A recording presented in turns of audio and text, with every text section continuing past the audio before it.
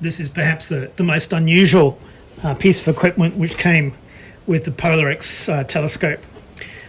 It's a clock drive. So this is something that allows the telescope to move as the heavens move, and keeps stars and planets stationary in the view field. So I'm going to lift it out here. It's actually very heavy.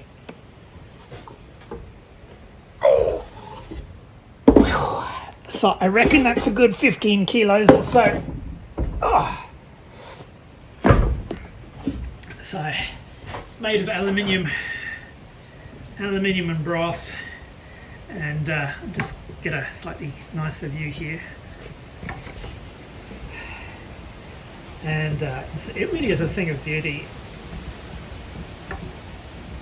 Every time I see this, and I have a smaller version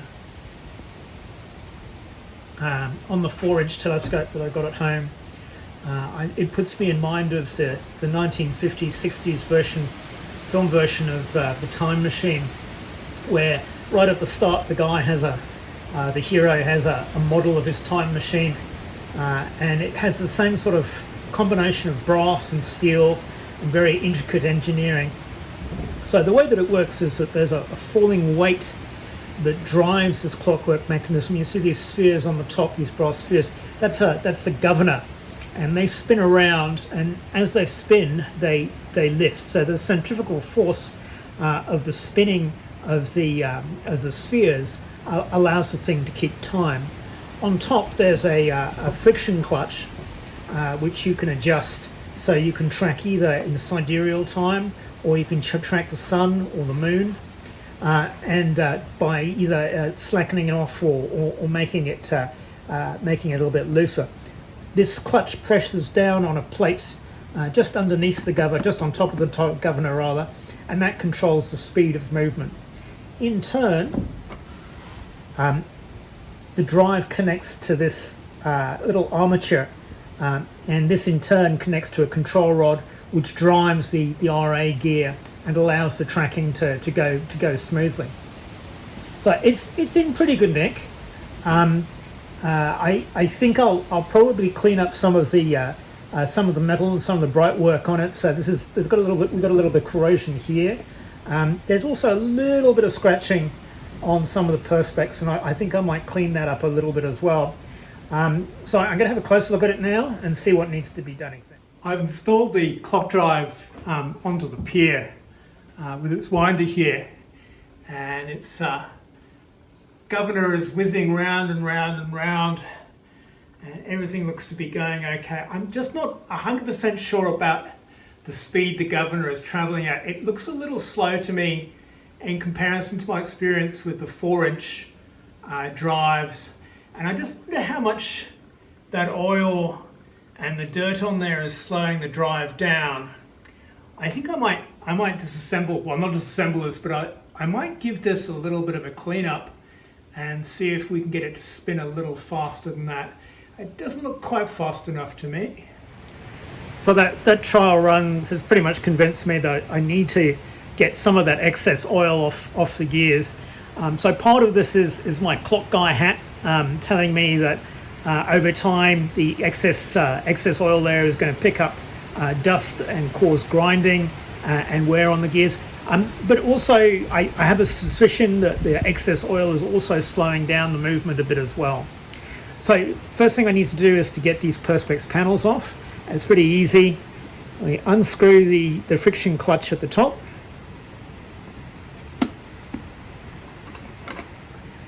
There's a little bit of corrosion on here as well, which I don't know how well you can see that, but I'm going to give that a little bit of a vinegar bath and just clean that off.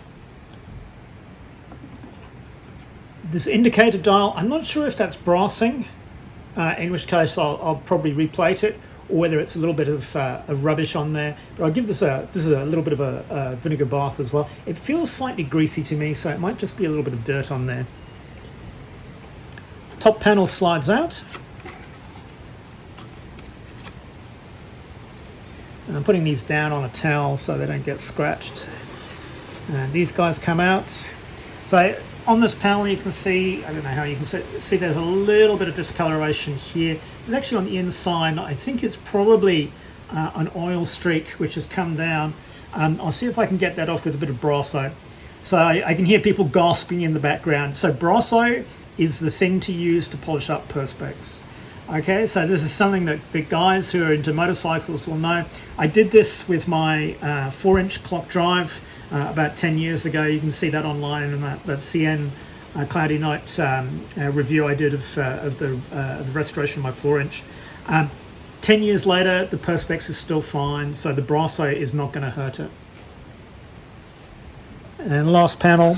So this is where the cable comes out, and then it goes over a spindle, and the weight drops behind it.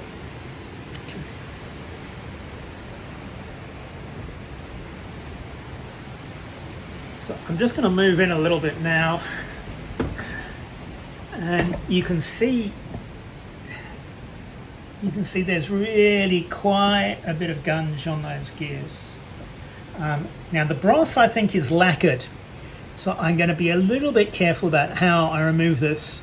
One of the things that I've read is that the degreaser, engine degreaser, is actually quite kind to lacquer, but I'm going to test it a little bit just on this top section here. So some of the lacquer's gone here anyhow, and so it won't be too much of a problem if the lacquer comes off. So we'll see how engine degreaser goes on. So the lacquer survived the degreaser without any problems. So I'm going to give the whole mechanism a spray down, first with degreaser, then with ethanol or methylated spirits, then with demineralized water, then finally with ethanol again, just to let it dry off. So I've used this in the past with clock movements to good effect, and I'm hoping it's going to make a really big difference here. So there are a few areas on the clock drive which are actually pretty dirty. I'll give these a go over with a paintbrush as well, just loosen that dirt up. And a couple of the plates have got some dirt on them as well.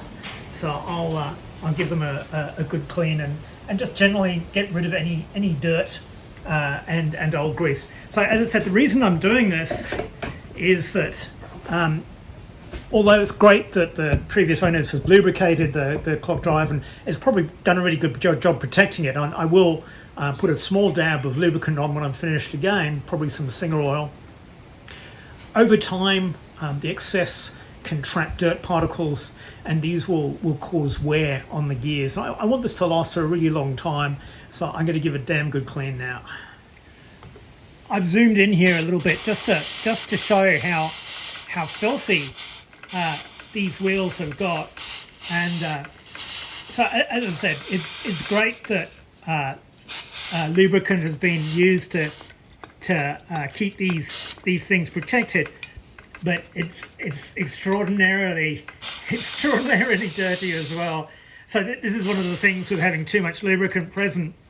You do tend to trap rubbish, and so just looking down at the bottom, you can see how dirty that liquid is down there. It's like a mud bath, and so I've only done one face of the gears at the moment. The other face at the moment, I'll have to get the gears to go a little bit, but it's really coming up nicely. I'm delighted by how well it's cleaning up, and it's not touching the lacquer as well. So these pinion gears were literally black, and now they're coming up, and you can see the metal. I will relubricate this afterwards, but just with a tiny little drop of lubricant. So a little bit more work to do, but it's coming up really nicely. So there's a great big blob of congealed grease here, and this really shows some of the problems, because as I'm trying to brush this away, you can see there are all sorts of little particles that are coming out of it. So these are natural traps for dust and rubbish, and that's why I'm so keen to get rid of them, because over time they'll get into the gears, they'll degrade the faces, and they'll basically reduce the efficiency, not just the efficiency, but also the precision of the gears as well. Jeez, this is really stuck on. Yeah, so with the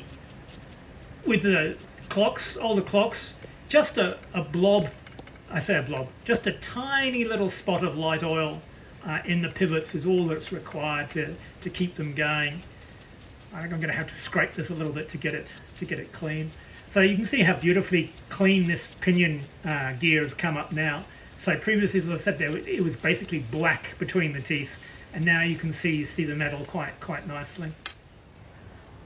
I'm doing the last alcohol wash now. The cleaning has made an enormous difference, both to the appearance of the clock drive, but also to the smoothness with which it operates. So when I first had the covers off and I gave the governor a flick, I might get one or two rotations. Now it's moving freely and just is good to go on and on and on and on. I've got rid of all the got rid of all the grime and the grit in the gears as well. There's actually a brush hair just stuck in there. Get rid of that. I'm delighted with the way this has come out. So with that last alcohol wash, what you're doing is you're removing the any residual distilled water. So after the distilled water wash, I went over it with a dry cloth and dried it as much as possible. With the alcohol, we're just displacing the last of the water. And so I'm going to give it just turn it upside down for a little bit to drain. Oh, you need to be a weightlifter to handle this guy properly. And give it a spray from underneath as well. So we don't want any residual water left. There's a little bit of gunge that has come out there. So the difference in the cleanliness and the state of the gears is just amazing. It's made so much difference. It's just a little blob of something not quite so nice there. It's made so much difference. As I said, the governor moves a lot more freely now. I'm just going to give this a refill.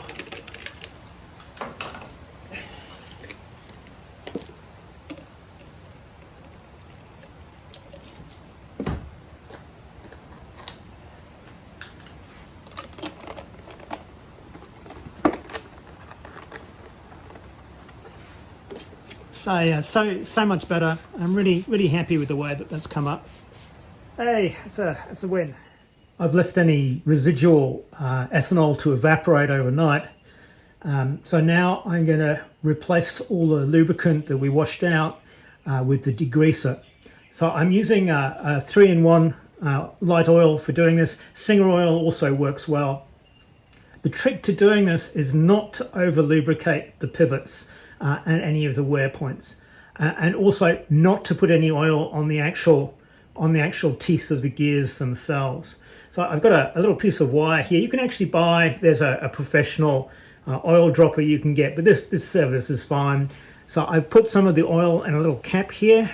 I'm going to pick up a drop and I'm just going to put it on that point there. So you only need a little tiny bit. Capillary and the motion of the works will carry it around the gears or around the pivot points.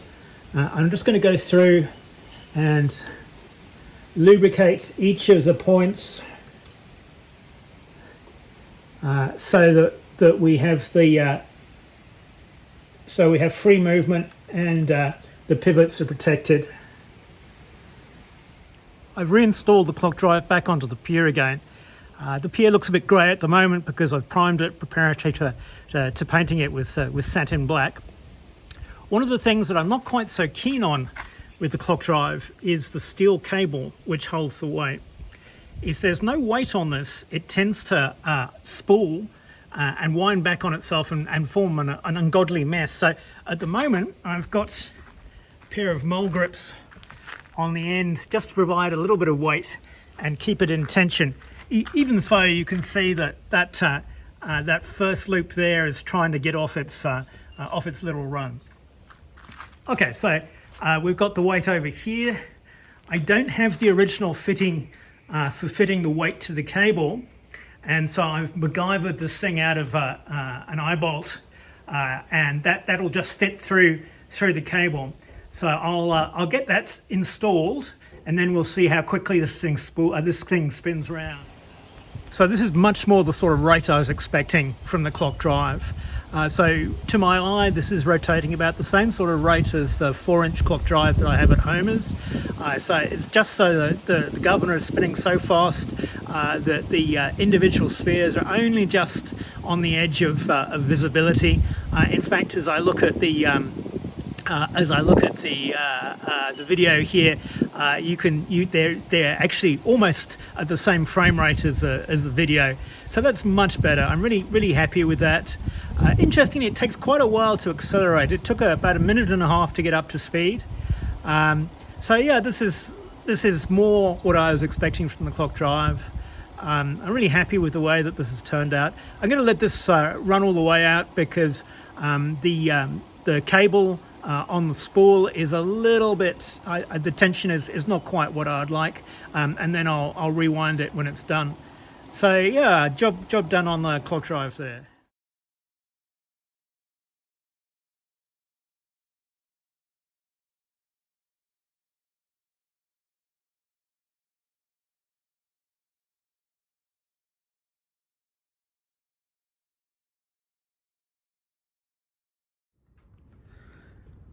So I've just done a trial of the clock drive attached to the pier, and it's running up to a much more respectable speed than when I first tried it. So I'm pretty confident that this is going to have enough push to slew the 6-inch Polarex when it comes to first light. One of the things that always worries me when I work on more complex pieces of equipment like the clock drive is the potential for making an irrecoverable mistake. It's not a particularly rational fear.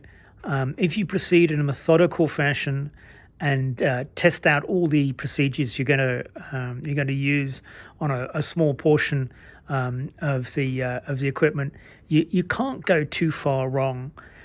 There are some things which might turn up later on, but I think with the clock drive, all the solvents that I've used, I'm familiar with. I've used them before on other clock movements, so I'm pretty sanguine about that. I love working on things like this, bringing them back to full functionality, restoring their aesthetics. Is one of the things that just it really lifts my heart to be able to do. So the proof of the pudding, as I said, is actually attaching the telescope to it and the mount, and we're still a few months away from that, but it's not too far off now.